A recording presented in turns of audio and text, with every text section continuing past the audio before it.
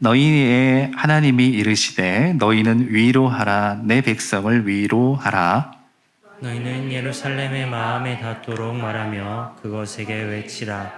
그 노역의 때가 끝났고 그 죄악이 사함을 받았느니라.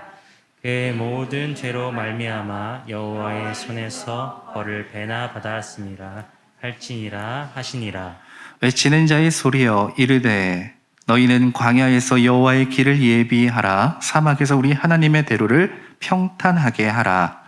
골짜기마다 돋으시며 산마다 언덕마다 낮아지며 고르지 아니한 곳이 평탄하게 되며 험한 곳이 평지가 될 것이요. 여호와의 영광이 나타나고 모든 육체가 그것을 함께 보리라. 이는 여호와의 입이 말씀하셨느니라. 말하는 자의 소리여 이르되 외치라. 대답하되 내가 무엇이라 외치리까 하니 이르되 모든 육체는 풀이요 그의 모든 아름다움은 들의 꽃과 같으니. 푸른 마르고 꽃이 시듬은 여호와의 기운이 그 위에 불미라. 이 백성은 실로 풀이로다. 풀은 마르고 꽃은 시드나 우리 하나님의 말씀은 영원히 서리라 하라. 아름다운 소식을 시온에 전하는 자여 너는 높은 산에 오르라. 아름다운 소식을 예루살렘에 전하는 자여 너는 힘써 소리를 높이라. 두려워하지 말고 소리를 높여 유다의 성읍들에게 이르기를 너희의 하나님을 보라 하라. 보라 주 여호와께서 장차 강한 자로 임하실 것이요 친히 그의 팔로 다스리실 것이라. 보라 상급이 그에게 있고 보응이 그 앞에 있으며 그는 목자같이 양떼를 먹이시며 어린 양을 그 팔로 모아 품에 안으시며 젖먹이는 암컷들을 온순히 인도하시리로다. 아멘. 아멘. 저 스스로가 신앙적인 면에서 참 중요하다고 생각하는 것 가운데 하나는 균형 감각입니다. 평균대 위를 걸어가 보셨죠? 평균대 위에 걸어갈 때 균형 감각이 있으면 좁아도 잘 걸어갑니다. 그런데 균형을 잘 잡지 못하면 평균대를 충분히 넘어갈 수 있음에도 걸어가기가 쉽지 않습니다. 신앙인에게 있어서 균형 감각이 왜 중요할까요? 하나님의 온전하신 뜻을 헤아려야 우리의 신앙이 건강해지기 마련이기 때문입니다. 하나님의 말씀은 온전하지만 이 말씀을 듣는 우리가 균형 감각을 잃게 되면 분명히 한쪽으로 치우치게 되면 한 면만을 바라보며 하나님에 대한 온전함을 상실할 수밖에 없게 되는 겁니다. 코끼리가 있다고 생각해 봅시다. 우리는 다 코끼리가 크다는 것을 알겠죠. 그러나 실제로 모든 코끼리의 면을 보지 못했다고 생각해 봅시다. 어떤 사람은 코끼리의 얼굴을 앞면을 바라보고 있고 어떤 사람은 코끼리의 뒷면을 바라보고 있다고 생각해 봅시다. 엉덩이를 바라보는 사람은 코끼리 코가 길다는 것을 모를 것이고 얼굴만 바라보는 사람은 꼬리도 길다라는 것을 잘 모를 겁니다. 한쪽을 바라본다는 것은 곧 그렇습니다. 치우침이 문제가 되는 것은 말씀을 믿는 것이 문제가 되는 것이 아닙니다. 말씀을 믿고 그 믿음을 가지고 살아가는 삶의 방식이 잘못될 수 있기 때문입니다. 기울어진 시각으로 하나님의 말씀을 듣거나 성경을 보면 왜 위험할까요? 내가 아는 하나님이 하나님의 전부라고 생각하기 때문입니다. 여러분, 우리는 하나님에 대해서 얼마나 알까요? 아마 내가 제일 잘 알아 생각하실걸요? 여러분 정말 그렇습니까? 저도 그런 생각 많이 듭니다. 흠칫 놀랄 때가 있어요. 하나님 내가 제일 잘 알지 뭐. 그렇게 생각하거든요.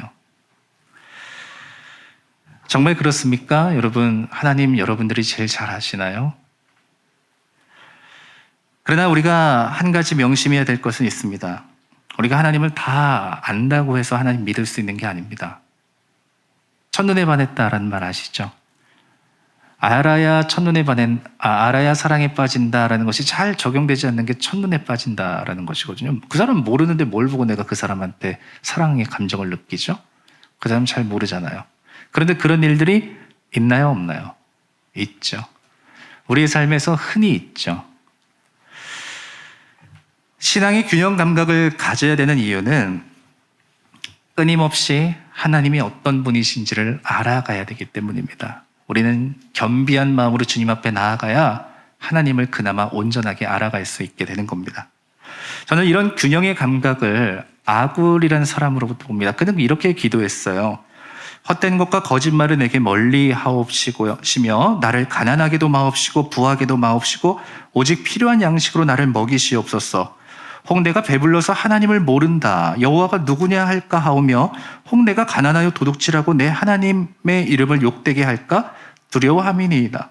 이거 굉장히 솔직한 간구거든요. 아니 그런 거 아니에요? 야 너 가난해? 가난하면 가난함 속에서도 하나님 붙잡고 살아가야지. 그게 뭔 문제야? 우리 그렇게 얘기할 수 있어요. 어떤 사람은 그렇게 말할 수도 있어요. 하나님 앞에 복 달라고 해야지. 하나님 앞에 더 많은 것을 달라고 구해야지. 이게 양극단이거든요. 근데 이 기도를 보세요. 굉장히 솔직해요.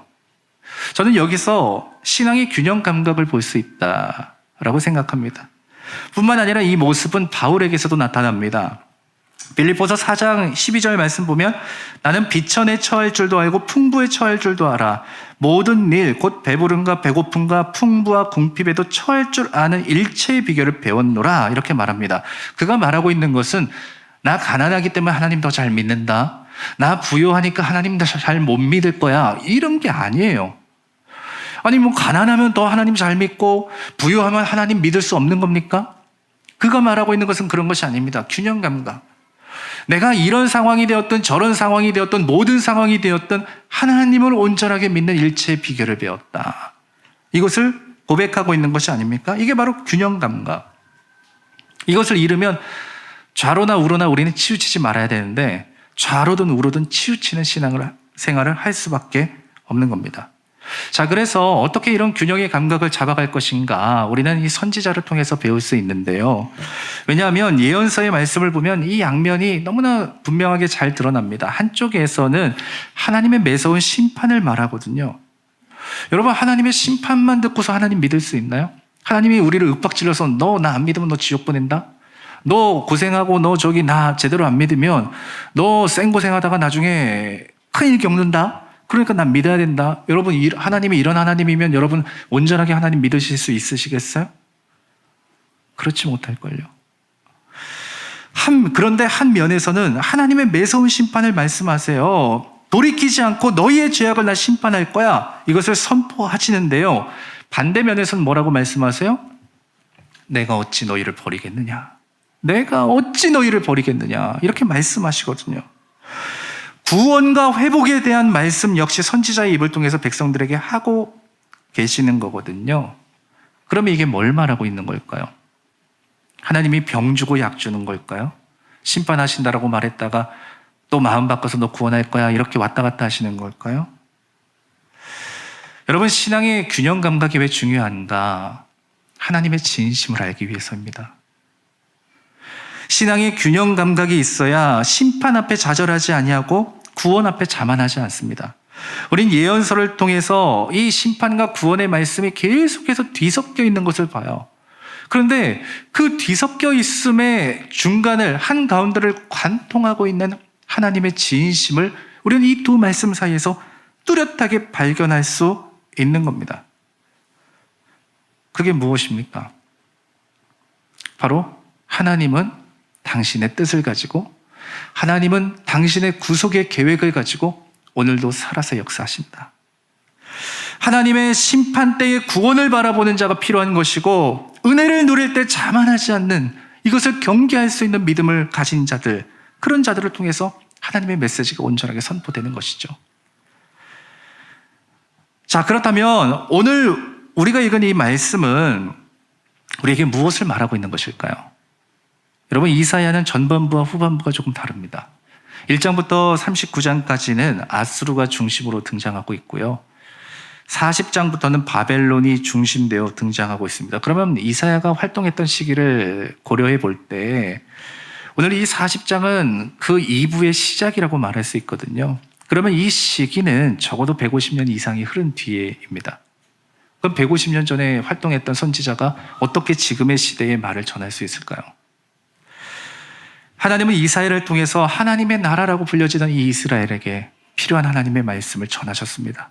그리고 그것은 전해지고 전해져서 지금 그때에, 마침 그때에, 하나님이 계획하신 그때에 이게 이 말씀이시구나 라는 것을 깨닫게 되었던 것이죠. 자, 그럼 이 시기에 이 말씀은 무엇입니까? 바로 이 40장의 말씀은 심판의 끝이 다가오고 있을 때, 포로 생활이 끝나가고 있을 때 하나님께서 하실 일에 대한 말씀입니다. 그래서 하나님은 이사야를 통해서 지금 그 시대에 살아가는 이들이 하나님의 말씀을 듣고 깨달을 수 있도록 준비하고 계획하신 것이죠. 자, 그런데 그 시작을 보세요. 그 시작이 무슨 말로 시작될까요? 놀랍게도 그 말씀의 시작은 위로였습니다. 위로. 1절 말씀 보십시오. 너희 하나님이 이르시되 너희는 위로하라, 내 백성을 위로하라, 이렇게 말하고 있는데요. 너희가 위로하래요. 근데 여기서 말한 너희는 누굴까요? 바로 바벨론의 포로로 잡혀있는 그 사람들을 말합니다. 유배자들을 말합니다. 포로 생활하던 그들은, 유대인들은 자신의 정체성 지키려고 모여서 하나님의 말씀을 들었잖아요. 그게 무엇입니까? 그게 회당이잖아요. 회당을 통해서 함께 모여서 하나님의 말씀을 듣고 그들의 신앙을 지켜나갔잖아요. 그런데 생각해 보세요.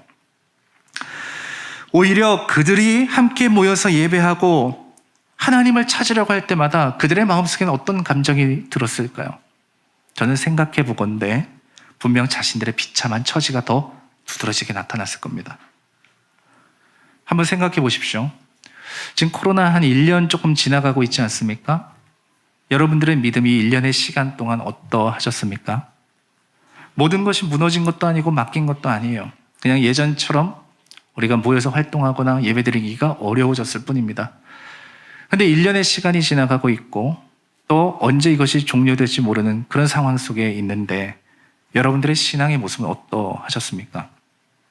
유대인 포로들은 몇 년의 시간을 보냈을까요? 70년의 시간을 보냈습니다.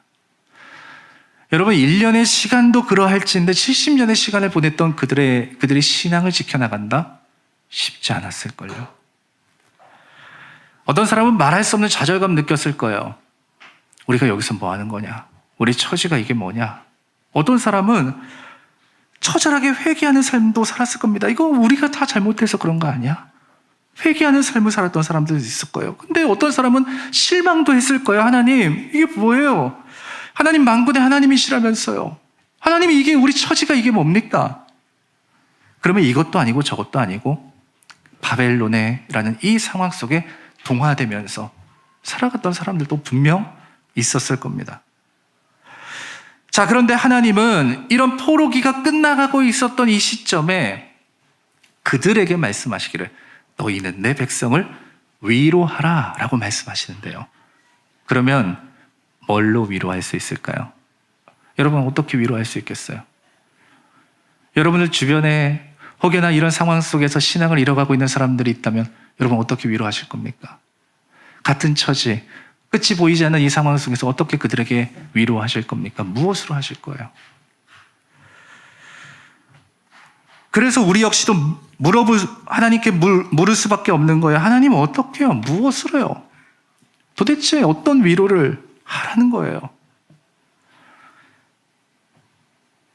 진정한 위로가 뭔지 먼저 생각해 봅시다. 진정한 위로는 또 어떻게 할 수 있는 것인지 먼저 고민해 봅시다. 상처 입은 치유자란 말 들어보셨죠? 헨리 나우엔의 책이기도 한데요. 여러분, 이 말 들으면 아마 그런 생각하실 거예요. 아파 본 사람이 아픈 사람 마음 잘 안다. 여러분, 정말 그래요? 아픈 사람이 아픈 사람 마음 잘 아나요? 그럴 수도 있고 그렇지 않을 수도 있죠. 아팠기 때문에 더 예민해지는 사람 많이 봤어요. 아팠기 때문에 덜 아픈 사람 무시하는 사람 많이 봤어요. 어려움을 당했으면서도 같은 처지에 있는 사람들도 힘들게 하는 사람들도 덜어보았습니다. 정말 아파봐야 아픈 사람의 마음을 아나요? 아니요. 아팠을 때 자신의 마음을 잘 다뤄본 사람이, 그래서 그것을 잘 극복해 본 사람이 그 이후의 것을 아는 겁니다. 상처 입은 치유자라는 말은 상처 입었기 때문에 치유자가 된다는 말이 아닙니다. 아파봤기 때문에 치유자가 된다는 게 아닙니다. 그 아픔을 내 스스로 잘 다스린 사람이 치유자가 된다는 얘기죠. 여러분, 이 말은 위로도 마찬가지입니다. 누가 위로할 수 있을까요? 누가 위로를 말할 수 있을까요? 위로를 받아본 사람이 하는 겁니다. 하나님은 내 백성에게 가서 너는 위로하라라고 말씀하시고 계시는데요. 그러면 위로할 수 있으려면 우린 근본적으로 어떻게 해야 위로를 할 수 있을까요? 한 가지죠. 하나님으로부터 위로를 받아봐야 돼요. 그래야 위로하는 사람이 되는 겁니다. 자, 이런 이치로 한번 생각해 봅시다. 하나님은 유배되어 있는 그들을 향해서 내 백성을 위로하라 라고 말씀하시는데 그냥 하라고 말하지도 않아요. 2절 보시면 너희는 예루살렘의 마음에 닿도록 말하며 그것에게 외치라 이렇게 말하고 있는데 여기서 예루살렘은 백성들을 말하는 겁니다. 그들에게 그냥 말하는 거 아니래요. 그냥 가서 하나님이 여러분들 위로하시랍니다. 하나님이 여러분들 위로하세요. 이렇게 하라는 게 아니에요. 그들의 마음에 닿을 수 있도록 하라는 거예요. 그들의 심정에 울림이 되어질 수 있도록 하라는 거예요. 어떻게 할 수 있을까요? 제가 말씀을 가지고 고민하는데 적어도 두 가지는 충족돼야 되겠다는 생각이 합니다. 먼저는 지금 그들이 견디고 있는 그 삶이 지금까지의 그 삶이 헛된 것은 아니었다라는 것을 그 스스로가 깨닫는 겁니다. 아는 겁니다. 야, 이 시간이 우리에게는 씨를 뿌리는 시간이었구나. 이 바벨론의 포로, 정말 그 상황, 그들이 매일같이 싸워야 되는 이 상실감, 내 눈에서 보이는 끊임없이 이 땅 가운데 동화되고 있었던 내 민족들, 그들을 바라보면서도 내가 여전히 하나님을 기다렸던 이 모든 것들이 헛되지 않는다라는 믿음을 가져야 되는 거 아니겠습니까? 또 하나, 그 위로가 말뿐인 위로가 아니라 진정한 소망으로 연결될 때 위로는 위로될 수 있는 겁니다. 이런 거예요. 야, 잘 될 거야. 괜찮을 거야.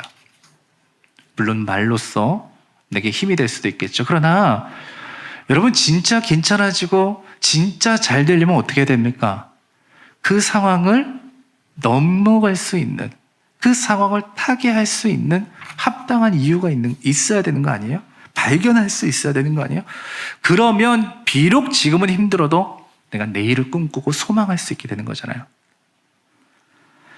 우리는 하나님의 말씀이 하나님이 말씀하시는 이 위로가 이런 맥락에서 등장하고 있다는 것을 우리는 깨닫게 됩니다. 왜냐하면 지금 하나님께서 말씀하시는 이 위로는 야, 너 참 힘들지? 그래, 조금만 참아라. 그냥 잠시 잠깐의 힘듦을 모면해주는, 잊게 해주는 위로가 아니에요.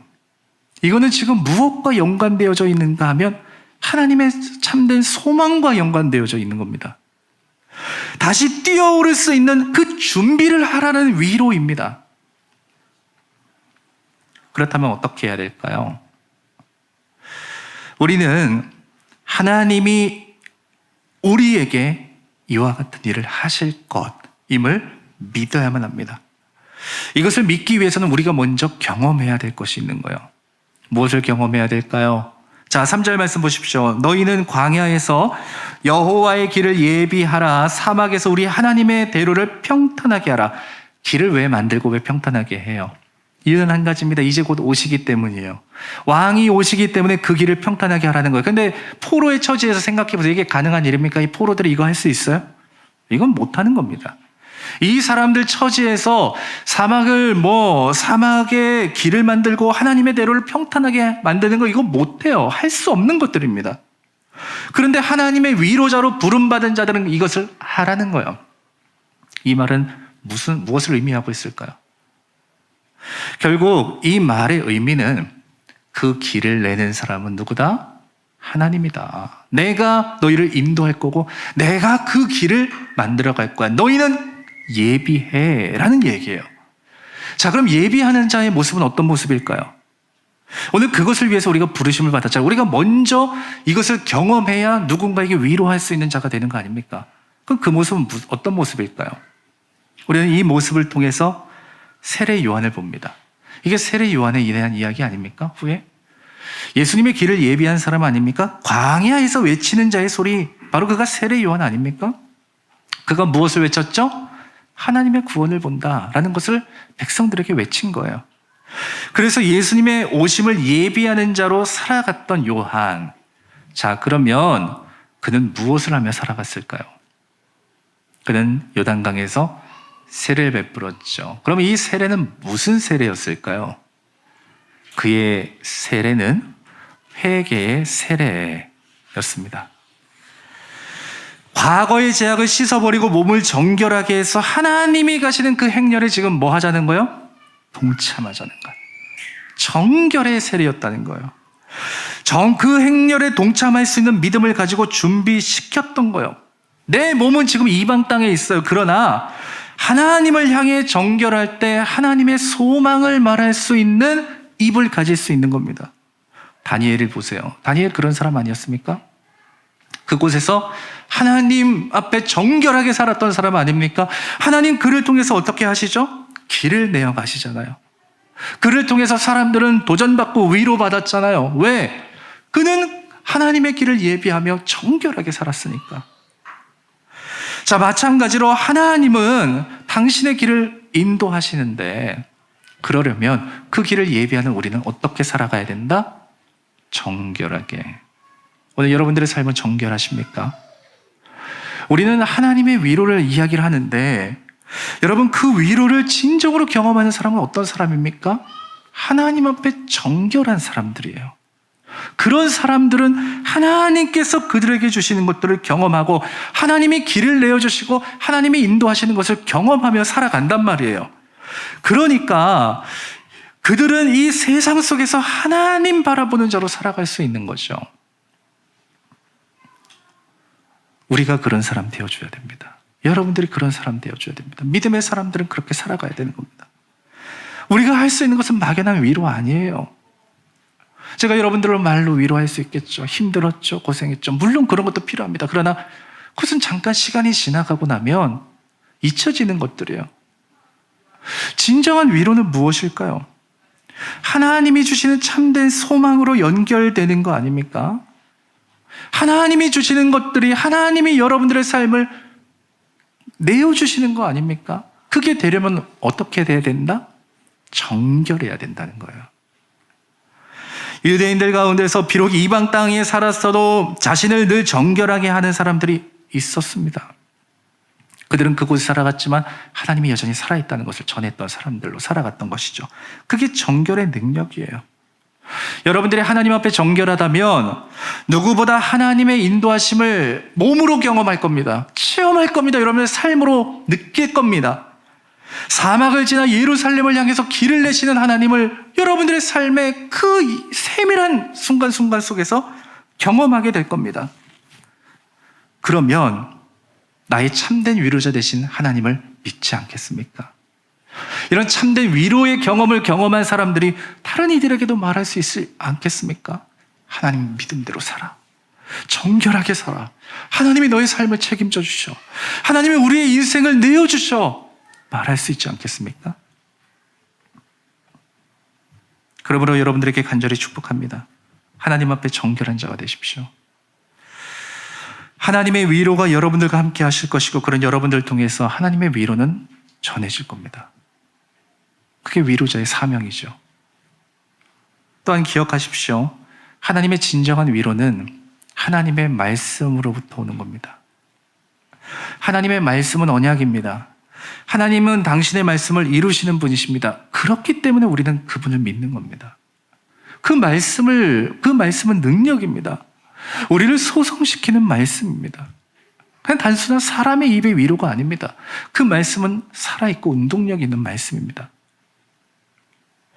이런 말씀의 속성을 오늘 8절에 이렇게 설명합니다. 풀은 마르고 꽃은 시드나 우리 하나님의 말씀은 영원히 소리라. 풀과 꽃은 우리의 인생이에요. 뜨거운 바람 하나 불어오면 생기 잃고 시드는 것이 우리의 인생입니다. 그러나 하나님의 말씀은 영원하다. 인생의 진리, 본질 아닙니까? 사람은 누구나 한계에 다다르게 되면 생각이 달라지게 되어 있어요. 여러분들이 가지고 있는 모든 것들 앞에 이 한 단어 붙여보세요. 영원하지 않아. 하나 붙여보세요. 용서 못할 사람이 있습니까? 그 앞에 붙여보세요. 영원하지 않아. 여러분 포기하지 못할 거 있으세요? 그 앞에 한번 붙여보세요. 영원하지 않아. 내가 움켜쥐고 놓지 못하는 거 있습니까? 그 앞에 한번 붙여보세요. 이거 영원하지 않아. 영원하지 않은 거거든요. 하나님의 백성을 위로할 수 있는 사람은 사람의 말로 하는 것 아닙니다. 그저 그럴듯한 다독임으로 하는 것도 아닙니다. 하나님의 말씀으로 하는 겁니다. 하나님의 말씀으로부터 여러분들이 생기를 얻고 하나님의 말씀으로부터 채워지는 은혜를 경험해야 또한 그 약속이 성취되고 흔들리지 않는다는 것을 믿어야 우리는 그 소망을 가지고 또 다른 이들을 위로할 수 있는 것이겠죠. 한번 생각해 보십시오. 왜 예수님의 제자들이 흩어졌다가 다시 모였을까요? 을이 내가 3년이나 예수님 쫓아다녔는데 예수님 십자가 지셨다고 저렇게 하면 안 되지. 다시 돌아가야 되겠다. 아니면 혹여나 아쉬움, 죄책감, 아무리 그래도 그렇지 이건 아닌 것 같아. 내 예수님 다시 따라가야 되지. 여러분 그런 걸로 예수님 다시 쫓아갔으면 얼마 못 갔을 겁니다. 또 다른 십자가 앞에 무너졌을 겁니다. 근데 제자들이 다 어떻게 됐죠? 예수님이 십자가 졌을 때 도망쳤던 그들은 자기가 십자가 지는 사람이 되었습니다. 왜 그렇게 됐죠? 왜 그들은 그렇게 변했죠? 그들은 예수님의 부활을 보면서 깨달은 거예요. 무엇을요? 하나님의 말씀이, 하나님의 약속이 예수 그리스도를 통해서 이루어졌구나, 성취됐구나. 그렇다면 그 말씀이 나를 통해서도 이루어지겠구나. 그것을 알고 깨달았던 거죠. 참된 소망이 하나님께 있다는 것을 더 뚜렷하게 볼 수 있게 된 것이죠. 그 이후로 그들의 삶은 바뀌었습니다. 그들은 복음으로 시대의 사람들의 마음을 위로했던 사람들로 바뀌었습니다. 그들이 뭐라고 말합니까? 주 예수를 믿으라. 그리하면 너와 내 집이 구원을 얻으리라. 여러분 누가 이렇게 담대하게 말할 수 있겠어요? 여러분 누가 너와 내 집이 예수 그리스도를 통해서 구원받는다라고 말할 수 있겠어요? 예수 그리스도 안에 있는 참된 소망을 발견한 사람만이 그렇게 하는 겁니다. 그게 위로가 되는 거죠. 예수 그리스도의 소망으로부터 오는 위로. 오늘 말씀을 기억하십시오. 우리 하나님의 말씀은 영원히 서리라. 진정한 위로는 하나님의 말씀으로부터 오는 겁니다. 그런 사람은 하늘에 소망을 둡니다. 그들에게서는 참된 하늘의 위로가 전해지는 법이죠. 하나님은 우리에게 당신의 백성을 위로하라 라고 말씀하십니다. 말씀드렸듯이 그 위로는 말의 위로가 아닙니다. 하나님이 이루실 일로부터 오는 소망이죠. 주님은 시르에 빠진 백성들에게 우리가 위로하는 자가 되라고 말씀하십니다. 그러기 위해서는 말씀드렸듯 내가 하나님으로부터 진정한 위로를 경험한 자가 되어야만 합니다. 무엇을 통해서요? 정결함을 통해서요. 정결한 자는 하나님으로부터의 위로를 경험합니다. 여러분들의 삶이 정결해지기를 간절히 소망합니다. 정결한 자는 길을 내어 사망을 건너가게 하시고 소망의 길로 인도하신 하나님의 은혜를 경험할 수 있습니다. 우리는 그때 비로소 내 입술의 위로함의 능력을 얻게 되는 것이죠. 또 하나님의 말씀이 나를 어떻게 붙잡아 주는지를 깨닫고 그분의 약속이 어떻게 이루어지는지를 날마다 경험하는 자들만이 예수 그리스도가 나의 소망이다라는 것을 전할 수 있는 것이죠. 그러므로 우리의 참된 소망은 하늘로부터 오는 것이고 참된 위로는 하늘로부터 오는 것입니다. 자, 그래서인가요? 오늘 9절 말씀을 보시면 이렇게 위로자 된 이들이 어떤 사람의 모습을 가지고 있는지를 이렇게 설명하고 있습니다. 아름다운 소식을 시온에 전하는 자여 너는 높은 산에 오르라. 아름다운 소식을 예루살렘에 전하는 자여 너는 힘써 소리를 높이라. 두려워하지 말고 소리를 높여 유다의 성읍들에게 이르기를 너희의 하나님을 보라 하라. 시르에 빠지고 절망에 빠져 있는 이들에게 가서 어떻게? 너희의 하나님을 보라. 이게 위로입니다. 여러분들의 삶을 통해서 아름다운 소식, 아름다운 하나님의 소식, 이것을 전할 수 있는 것, 그게 바로 우리의 사명입니다. 실패감에 허덕이던 유다를 바라보면서 너희 하나님을 보라 라고 담대히 말하는 입술이 되는 것, 그게 우리의 사명입니다. 이것이 선지자를 통해서 우리에게 깨닫게 하신 바이고 바로 이사야를 통해서 알게 하신 또 다른 나비의 모습인 셈이죠. 결국 선지자의 입술을 보십시오. 그의 시작은 심판으로 시작됐지만 그는 늘 소망을 말하고 있습니다. 이것이 결국 하나님의 진심이었으니까요. 이 시대를 사는 여러분, 우리는 어떤 모습으로 살아가고 있습니까? 위로받는 자로 살아가고 계십니까? 위로하는 자로 살아가고 계십니까? 저는 여러분들이 위로하는 자가 되길 축복합니다. 위로하는 자는 하나님의 인도하심을 경험하는 자요. 위로하는 자는 하나님께서 여러분들을 통해 하신 놀라운 은혜를 경험한 자들이기 때문입니다. 위로하는 자가 되십시오.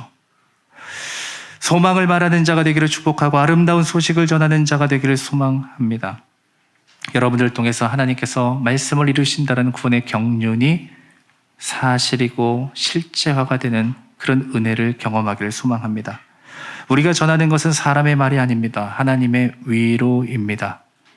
오늘 여러분들은 하나님으로부터 참된 위로를 받아 여러분들을 통해서 하나님이 말씀하신 바 너희는 내 백성을 위로하라 라는 말씀처럼 여러분들이 만나는 이 세상의 패역한 세대들, 낙심하고 쓰러진 인생들에게 예수 그리스도라는 소망을 전할 수 있는 저와 여러분 되기를 주의 마음으로 축복합니다.